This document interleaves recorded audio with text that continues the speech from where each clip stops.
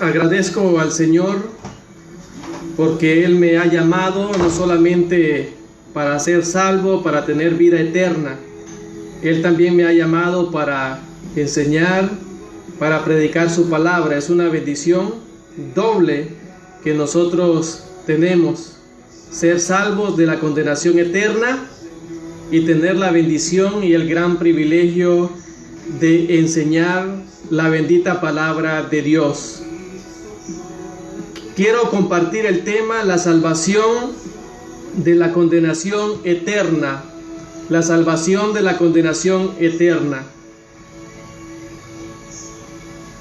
Tanto en el Antiguo Testamento y el Nuevo Testamento, uno de los principales temas es la salvación. Dios siempre ha deseado desde un principio que el ser humano se salve, que el ser humano tenga vida eterna.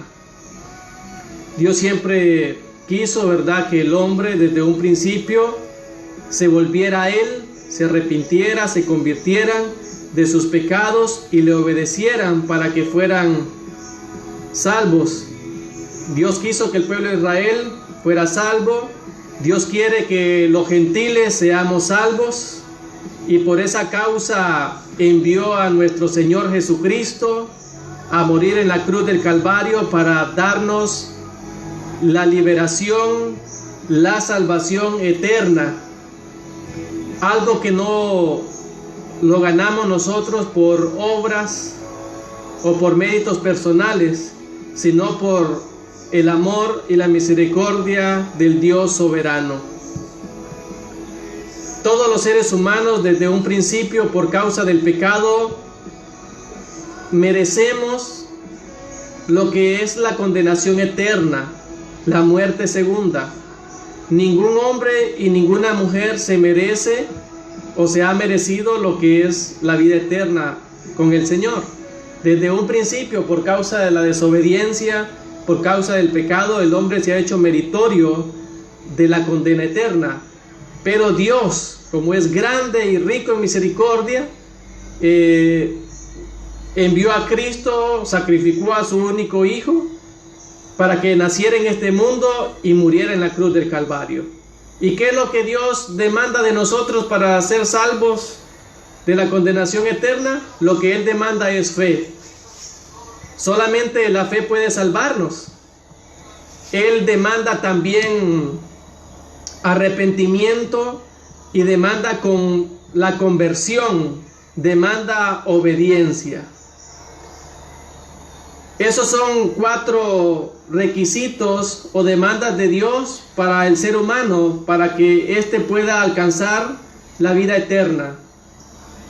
Vamos a estar viendo estos requisitos, ¿verdad?, en otra enseñanza o en otro momento, porque en este momento vamos a tener lo que es otro enfoque en cuanto a la salvación.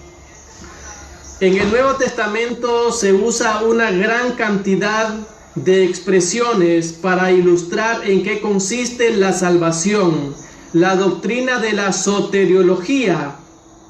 La doctrina de la soteriología, que indica la salvación de la vida eterna, la salvación del ser humano. Mencionaremos a la luz de la escritura bíblica, estimados hermanos, algunas ilustraciones en la que consiste la salvación.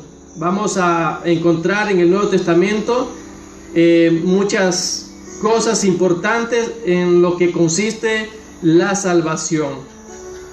Dice San Juan capítulo 5 versículo 24: de cierto os digo, el que oye mi palabra y cree al que me envió tiene vida eterna, y no vendrá a condenación, mas ha pasado de muerte a vida. En el versículo 29 dice: y los que hicieron lo bueno saldrán a resurrección de vida, mas los que hicieron lo malo a resurrección de condenación. Sabemos, estimados hermanos y amigos, que todos los seres humanos, los que han muerto, van a resucitar en cualquier momento. Los que murieron sin Cristo van a resucitar para condenación. pero los que murieron con Cristo van a resucitar para vida eterna con Cristo allá en los cielos. ¿En qué consiste la salvación? Consiste en ser librados de la condenación que merecemos por nuestros pecados. Consiste, estimados hermanos, de liberarnos de la condenación que merecemos por nuestros pecados. Desde un principio, estimados hermanos, nosotros nos hacemos merecedores de la condenación o del juicio eterno por causa del pecado. Y eso lo dice el apóstol Pablo en Romanos 8:1. Ahora pues, ninguna condenación hay para los que están en Cristo Jesús. En eso consiste la salvación que Dios nos otorga a través de Cristo. Liberarnos de la condenación que eterna. Y Pablo nos dice en Romanos 8:1, ahora pues, ninguna condenación hay para los que están en Cristo Jesús. ¿Cuándo es que pasamos nosotros a estar en Cristo Jesús? ¿Desde qué momento?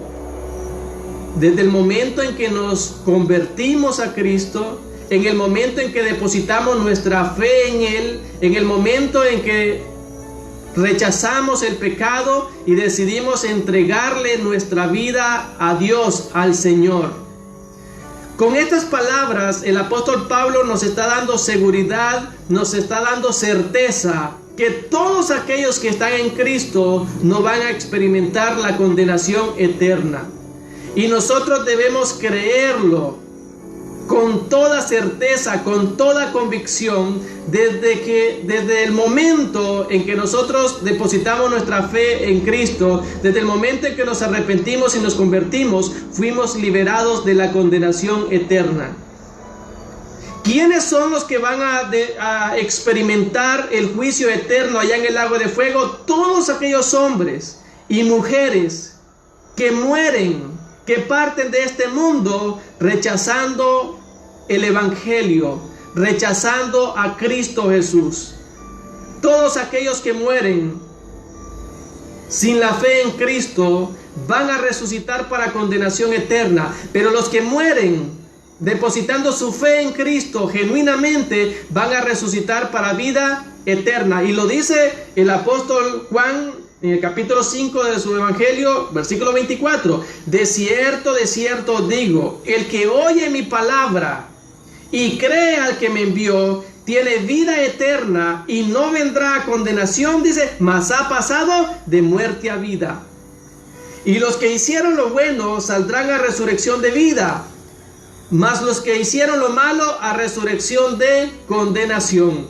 Tanto las palabras de Pablo en Romanos 8:1 y las palabras de Juan en este capítulo 5, versículo 24 y 29, nos dan a nosotros la certeza y la seguridad de la vida eterna en Cristo Jesús.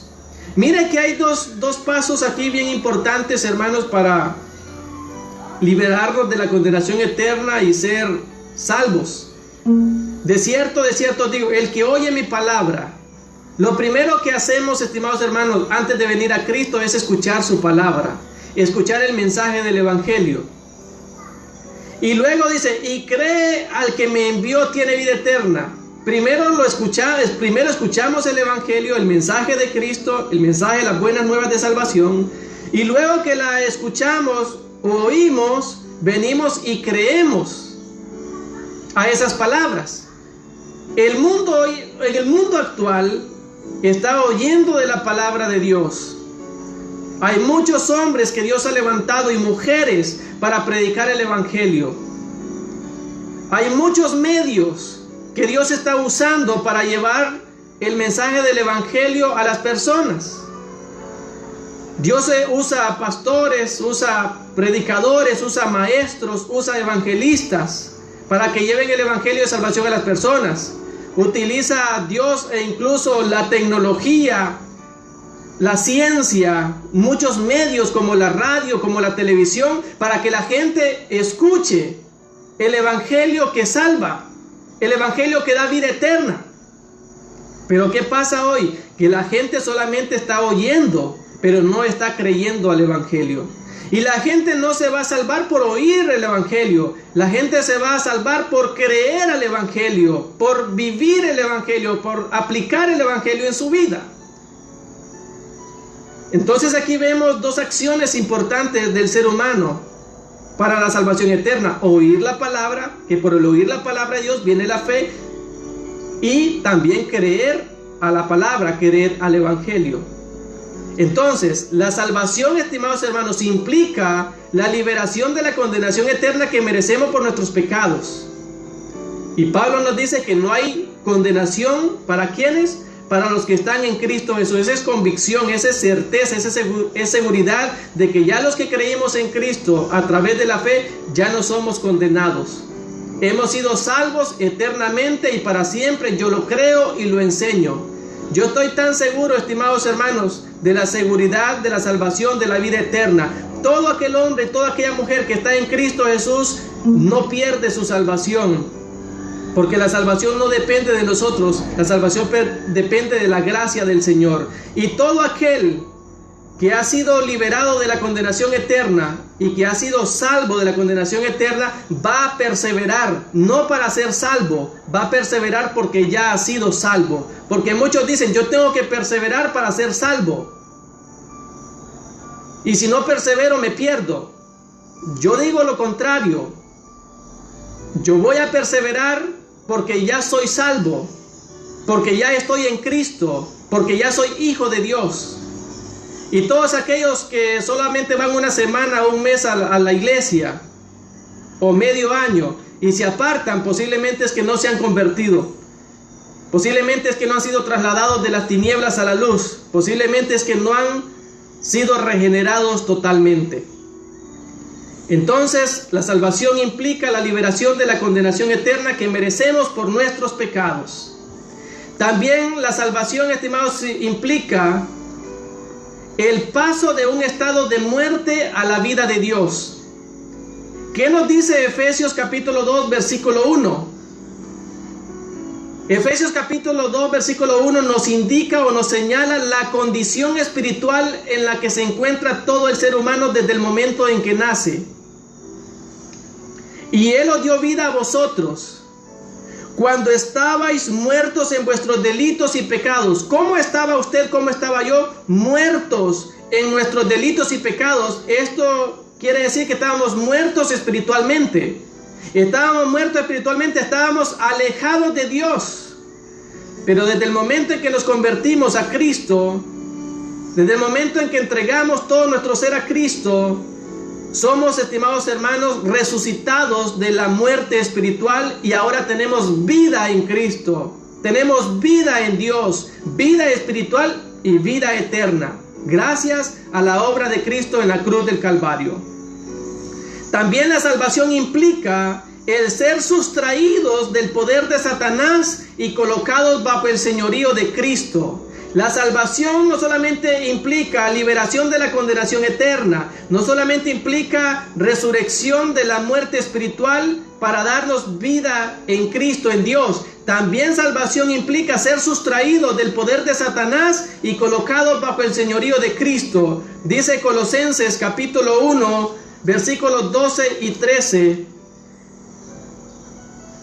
Con gozo dando gracias al Padre que nos hizo aptos para participar de la herencia de los santos en luz, el cual nos ha librado de la potestad de las tinieblas y trasladado al reino de su amado Hijo, en quien tenemos redención por su sangre, el perdón de pecados. El Señor Jesucristo, con su muerte en la cruz del Calvario, nos ha liberado a nosotros del poder del diablo y nos ha trasladado al reino de su amado Hijo. Ahora nosotros los cristianos ya no somos hijos del diablo, ahora somos hijos de Dios. Por eso dice San Juan 1:12, mas a todos los que le recibieron y los que creen en su nombre, les dio potestad de ser hechos hijos de Dios. También la salvación implica, estimados hermanos, de ser extraídos de las tinieblas y puestos en la luz. El ser extraídos de las tinieblas y puestos en la luz, dice Efesios capítulo 5 y versículo 8. Porque en otro tiempo erais tinieblas. Por naturaleza nosotros éramos tinieblas. Mas ahora sois luz en el Señor, andad como hijos de luz. Cristo nos trasladó de las tinieblas a la luz admirable. Y eso lo confirma el apóstol Pedro en su primera carta, capítulo 2, versículos 9 y 10. Mas vosotros sois linaje escogido, real sacerdocio, nación santa, pueblo adquirido por Dios, para que anunciéis las virtudes de aquel que os llamó de las tinieblas a su luz admirable.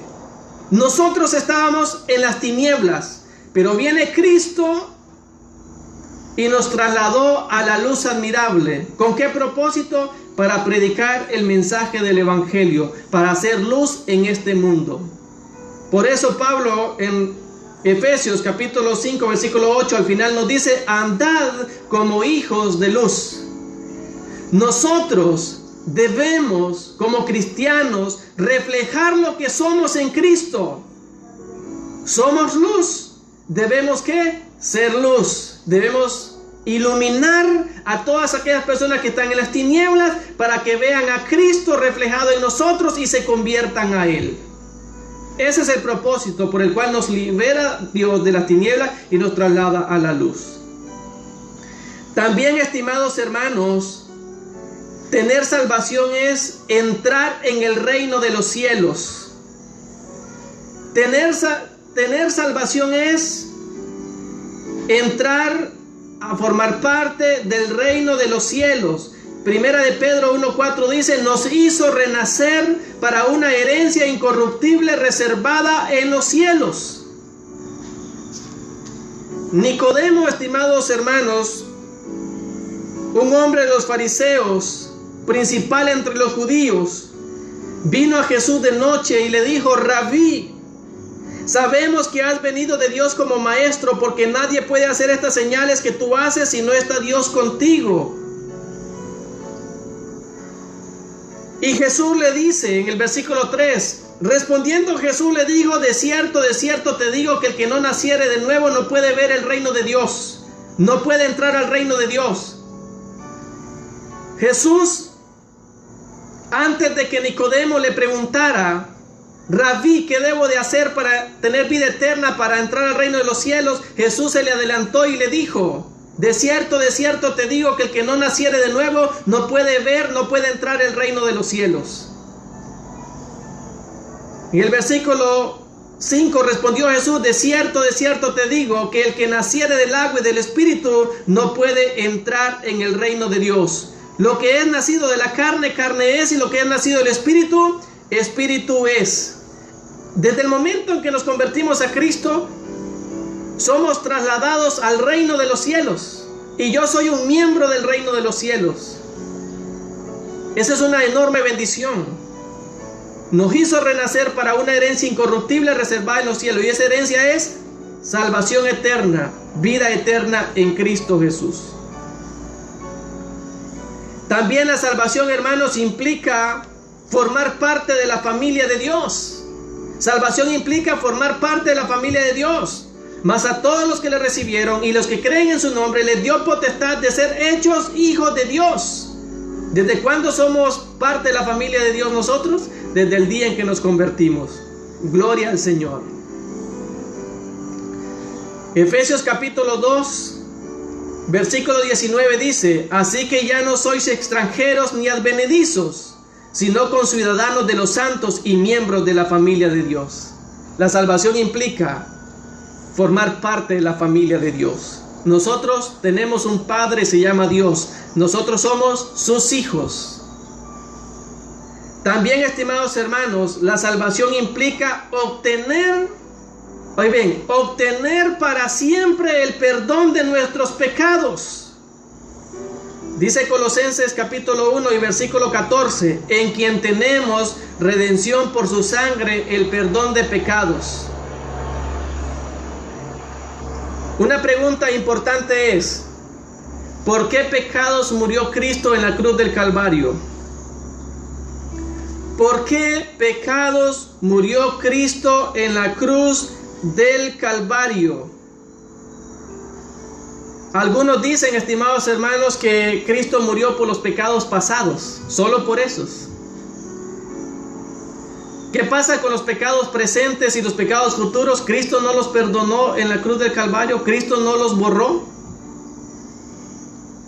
Si Cristo no borró o no perdonó los pecados presentes y futuros en la cruz del Calvario, ¿qué debe de pasar entonces? Tiene que venir a morir en la cruz del Calvario otra vez. Pero el escritor de Hebreos, en el capítulo 10, en el versículo 10, nos confirma que Él solamente ofreció su vida como una ofrenda única, segura y perfecta para perdonarnos de todos los pecados pasados, presente y futuro. En el versículo 10 dice: en esa voluntad somos santificados mediante la ofrenda del cuerpo de Jesucristo hecha una vez para siempre. Cristo ofreció una sola ofrenda, solo una, para perdonar todos nuestros pecados. El versículo 12: pero Cristo, habiendo ofrecido una vez para siempre un solo sacrificio por los pecados, se ha sentado, dice, a la diestra de Dios. Versículo 14: porque con una sola ofrenda hizo perfectos para siempre a los santificados. El sacrificio de Cristo borró todos mis pecados, pasado, presente y futuro. Pero si Cristo perdonó mis pecados, ¿entonces puedo seguir pecando? ¿Entonces puedo seguir haciendo las cosas que a Dios no le agradan, lo que hacía antes de venir a Cristo? ¿Qué nos dice Pablo en Romanos capítulo 6 para responder esta pregunta? ¿Qué pues diremos? ¿Perseveraremos en el pecado para que la gracia abunde? Aquí está la respuesta: en ninguna manera, porque los que hemos muerto al pecado, ¿cómo viviremos aún en él? Cristo ya nos perdonó todos los pecados, pero no podemos usar eso como base, como excusa para seguir haciendo lo que antes hacíamos, para seguir cometiendo pecado.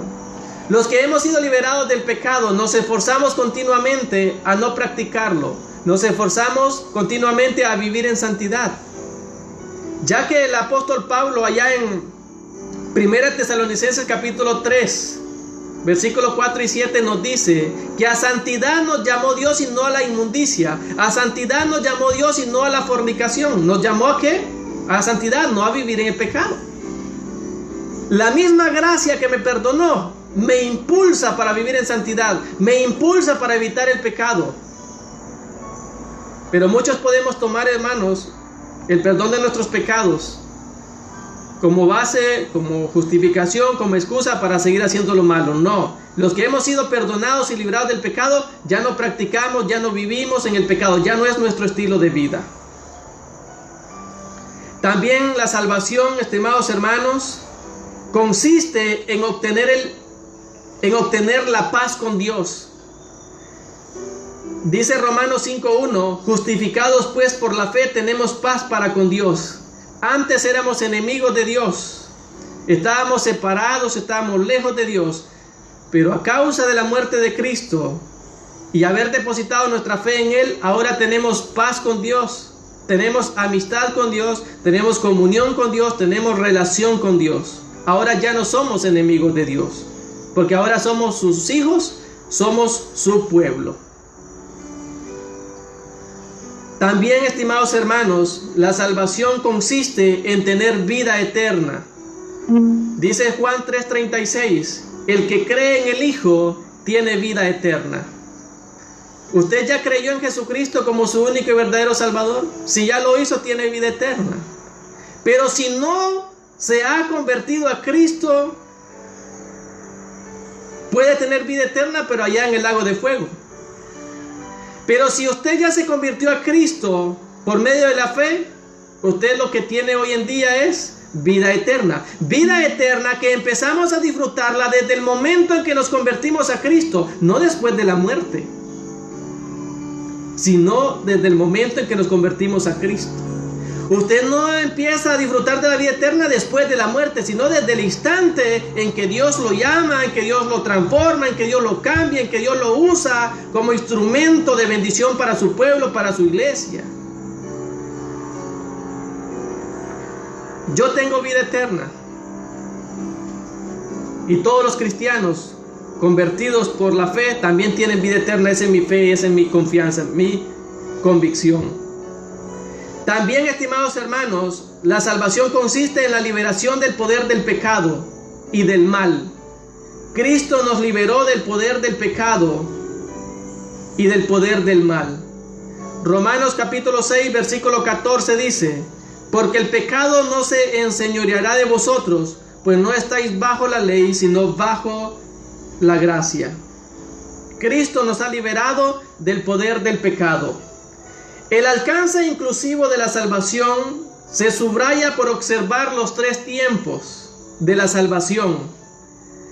Al momento de creer, uno fue salvo de la condenación del pecado. Eso lo dice Efesios 2:8. Por gracia sois salvos por medio de la fe, y esto no es de vosotros, pues es don de Dios, no por obras, para que nadie se gloríe. Tito nos dice allá en el capítulo 3 y versículo 5: nos salvó, no por obras de justicia que nosotros hubiéramos hecho, sino por su misericordia, por el lavamiento de la regeneración y por la renovación del Espíritu Santo. Cristo nos salvó en el tiempo pasado, desde el momento que nos convertimos por medio de la fe en Él. Aquellos que fuimos salvados, estamos siendo salvados también en el presente. ¿Y quién es el que nos salva? ¿Quién es el que nos santifica? ¿Quién es el que nos libera del pecado en este momento? Es Cristo. Vamos a leer Hebreos capítulo 7 y versículo 25. Por lo cual puede también salvar perpetuamente a los que por Él se acercan a Dios, viviendo siempre para interceder por ellos. ¿Quién hace esta obra? Cristo. Cristo es el que nos liberó del pecado, nos salvó del pecado, nos libra y nos salva del pecado. Él es el que está intercediendo por nosotros. Si nosotros pecamos, dice que abogado tenemos ante el Padre, un abogado fiel que nos defiende a toda hora. Y tenemos la promesa que seremos salvados de la misma presencia del pecado para siempre en el cielo. Tenemos la certeza, la confianza de que seremos librados eternamente y para siempre del pecado. Romanos capítulo 5, versículos 9 al 10 dice: pues mucho más, estando ya justificados en su sangre, por Él seremos salvados de la ira. Porque si siendo enemigos fuimos reconciliados con Dios por la muerte de su Hijo, mucho más estando reconciliados seremos salvos por su vida. Y no solo esto, sino que también nos gloriamos en Dios por el Señor, nuestro Señor Jesucristo, por quien hemos recibido ahora la reconciliación. La salvación del pecado, estimados hermanos, tenemos que verlo en los tres tiempos. Ya Cristo nos salvó del pecado, tiempo pasado. Cristo mismo nos salva del pecado en el tiempo presente, y Él nos salvará también del pecado en el futuro. Él nos transformará. Dice Filipenses capítulo 1 y versículo 7: el que inició la buena obra la perfeccionará hasta el día de Cristo. Eso dice: estando persuadido de esto, que el que comenzó en vosotros la buena obra la perfeccionará hasta el día de Jesucristo. Nosotros somos una obra comenzada y será perfeccionada hasta el día en que Cristo venga. Dice Filipenses capítulo 3 versículo 20 y 21: mas nuestra ciudadanía está en los cielos, de donde también esperamos al Salvador, al Señor Jesucristo, el cual transformará el cuerpo de la humillación nuestra, para que sea semejante al cuerpo de la gloria suya, por el poder con el cual puede también sujetar a sí mismo todas las cosas. Esa es mi esperanza y mi seguridad, que Dios me transformará totalmente cuando Él venga por su pueblo, por su iglesia. La salvación, estimados hermanos, consiste en la liberación de la condenación eterna, consiste de la resurrección espiritual o de la muerte espiritual y darnos lo que es vida eterna.